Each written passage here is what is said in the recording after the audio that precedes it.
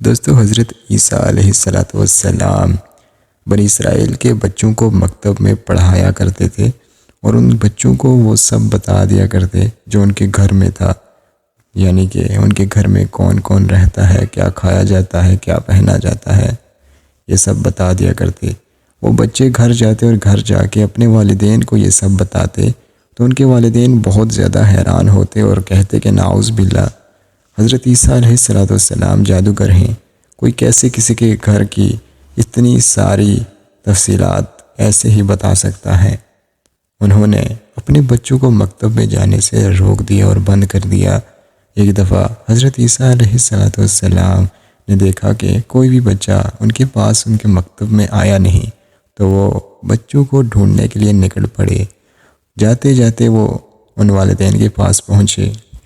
ان تمام کے تمام والدین نے اپنے بچوں کو ایک کمرے میں بند کر رکھا تھا اور باہر سے کنڈی لگا رکھی تھی۔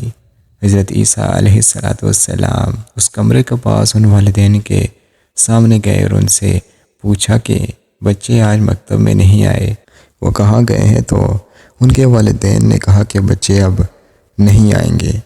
وہ غصے سے بولے۔ حضرت عیسیٰ علیہ السلام نے پوچھا کہ اچھا اس کمرے میں کیا ہے؟ تو ان تمام کے تمام والدین نے، ان لوگوں نے حضرت عیسیٰ علیہ السلام سے جھوٹ بولا اور کہا کہ اس کمرے میں کچھ نہیں ہے، بس سوروں کو یعنی کہ سور باندھ کے رکھے ہوئے ہیں۔ عیسیٰ علیہ السلام اللہ تعالیٰ کے نبی تھے، انہیں تو سب معلوم تھا۔ انہوں نے کہا کہ ٹھیک ہے، اگر تم کہہ رہے ہو کہ اس کمرے میں سور ہیں تو سور ہی ہوں گے۔ یہ کہہ کر آپ علیہ السلام وہاں سے چلے جاتے ہیں۔ یہ سب کے سب والدین خوش ہو جاتے ہیں کہ چلو اس جادوگر سے نعوذ باللہ پیچھا چھوٹا۔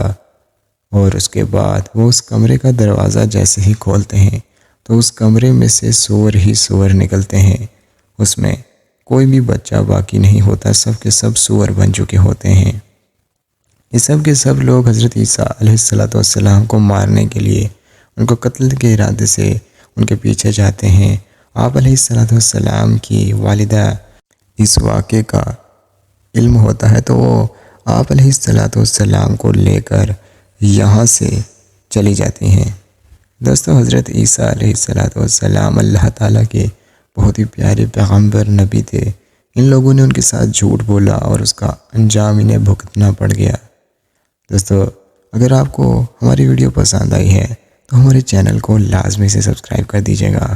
ملتے ہیں اپنی اگلی ویڈیو میں، تب تک کے لیے اللہ حافظ۔